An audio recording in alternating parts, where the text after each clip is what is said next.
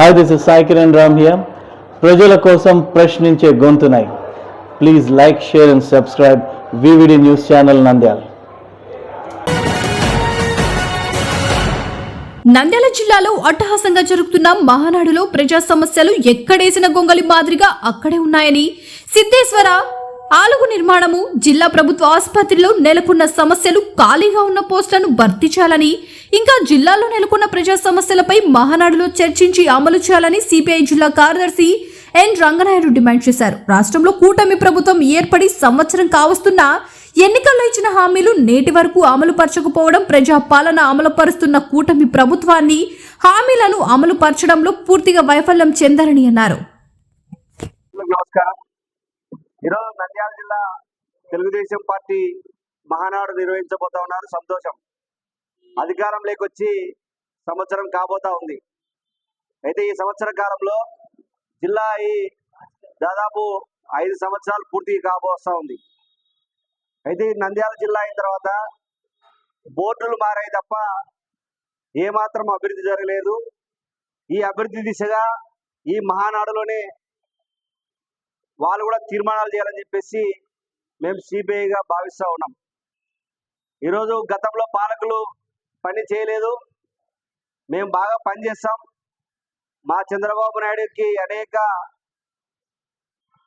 పరిపాలన అనుభవం ఉందని చెప్పి అధికారంలోకి వచ్చినారు. అయితే నంద్యాల జిల్లా కేంద్రం ప్రభుత్వ జనరల్ హాస్పిటల్గా 2022 7వ నెలలో ప్రభుత్వ జనరల్ హాస్పిటల్గా మార్చారు. ఏ మాత్రం కూడా బోర్డులు మారే తప్ప ఇక్కడ ఉన్నటువంటి రోగులకు ఎటువంటి వసతులు కల్పించడం లేదు.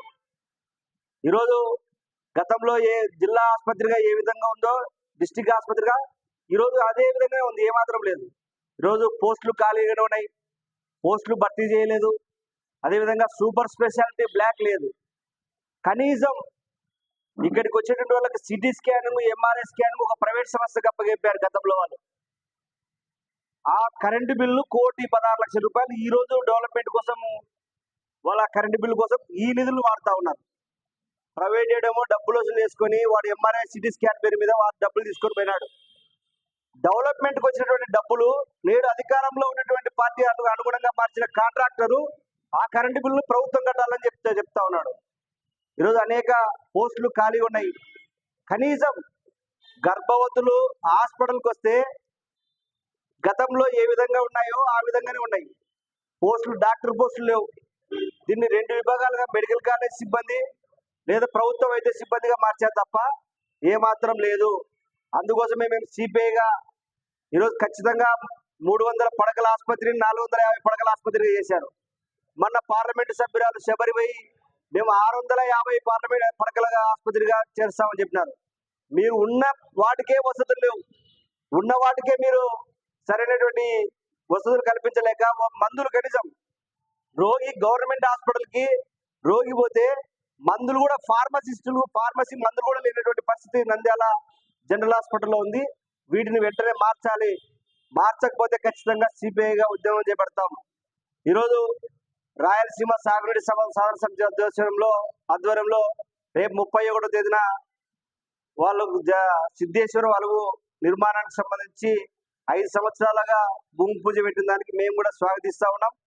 సిద్ధేశ్వరం అలుగు నిర్మాణం తక్షణమే చేపట్టాలి.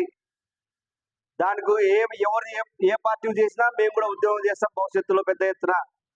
ఈరోజు పార్లమెంటు సభ్యురాలుగా ఉన్నటువంటి బైరెడ్డి శబరి తండ్రి బైరెడ్డి రాజశేఖర రెడ్డి గారు ఈరోజు సిద్ధేశ్వరం అలుగు నిర్మాణం చేపట్టాలని రాయలసీమ మొత్తం తిరిగినాడు. ఈరోజు ప్రతి ఊర్లో కూడా వాల్రెడ్డికి రాసినాడు. ఆ రోజు ప్రభుత్వ పాలకులు సిద్ధేశ్వరం అలుగు నిర్మాణం నిర్లక్ష్యం చేస్తా ఉన్నారు. బీజేపీ పార్టీ ప్రభుత్వం ఈరోజు ఉయ్యాల బ్రిడ్జి వద్దు, బ్యారేజ్ కమ్ బ్రిడ్జి కావాలని చెప్పేసి ఆయన వాల్రెడ్డిలు కూడా రాసుకుని ప్రతి ఊర్లో కూడా ప్రచారం నిర్వహించాడు. కానీ ఈరోజు అధికారంలోకి వచ్చి సంవత్సరం అవుతా ఉంది. ఆమెనే పార్లమెంటు సభ్యురాలు ఈరోజు డైరెక్ట్ గా టీడీపీ పార్టీ డిప్యూటీ లీడర్ గా కూడా పార్లమెంట్ లో ఉంది. అనేక సమస్యల మీద మాట్లాడుతూ ఉంది.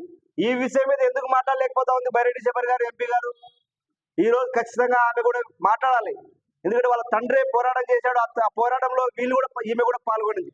అలాంటి పోరాటం చేసేటువంటి అధికారంలో ఉన్నప్పుడు దానిపైన సంవత్సర కాలంలో ఒక్కరోజు కూడా మాట్లాడలేదు. కాబట్టి మాట్లాడాలి. సిద్ధేశ్వర వాలుగు నిర్మాణం చేపట్టాలి.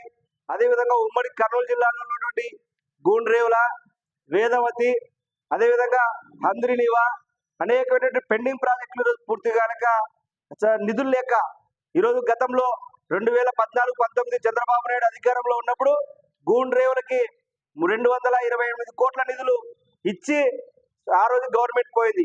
ఇప్పటికే ఇళ్ల స్థలాలు గ్రామీణ ప్రాంతాల్లో 3 సెంట్లు, పట్టణ ప్రాంతాల్లో 2 సెంట్లు స్థలం ఇస్తామని చెప్పేసి మీ క్యాబినెట్ కూడా ఈరోజు ఆమోదం తెలిపింది. అదేవిధంగా సూపర్ 6 పథకాల్ని అమలు చేస్తామని ఈరోజు సంవత్సరం అవుతా ఉంది. అమ్మ తల్లికి వందనం ఏమైంది? రైతు అన్నదాత భరోసా, అన్నదాత సుఖీభవ ఏమైంది? ఇవన్నీ కూడా రాబోయేటువంటి రోజుల్లో ప్రశ్నించడం కోసం రేపు జూన్ 2వ తేదీన అన్ని తహసీల్దార్ కార్యాలయం ముందు ఆందోళనకు పిలుపునిస్తా ఉన్నాం. కాబట్టి మీ మహానాడులో కూడా ఆ విధమైనటువంటి పద్ధతుల ద్వారా మీరు ఖచ్చితంగా పోలవరం టు బనకజర్ల కానీ, సిద్ధేశ్వర వాలుగు నిర్మాణం కానీ, లేదంటే గవర్నమెంట్ జనరల్ హాస్పిటల్ నంద్యాలకు సంబంధించిన నిధుల కేటాయింపులో అలసత్వం వహిస్తే సిపిఐగా పెద్ద ఎత్తున ఉద్యమానికి సిద్ధమవుతామని చెప్పేసి హెచ్చరిస్తా ఉన్నాం. వివిడి న్యూస్ టీవీని తక్షణమే సబ్స్క్రైబ్ చేసుకోండి. నోటిఫికేషన్ కోసం బెల్ ఐకాన్ క్లిక్ చేయండి. మరిన్ని అప్డేట్స్ కోసం ప్రతి ఒక్క కుటుంబానికి ఉచిత ప్రకటనలు వచ్చే విధంగా మీకోసం మీ ముందుకు వివిడి న్యూస్ టీవీని ఏపీ ఫైబర్ నందు 99వ ఛానల్ మరియు యూట్యూబ్ నందు వీక్షించెదరు.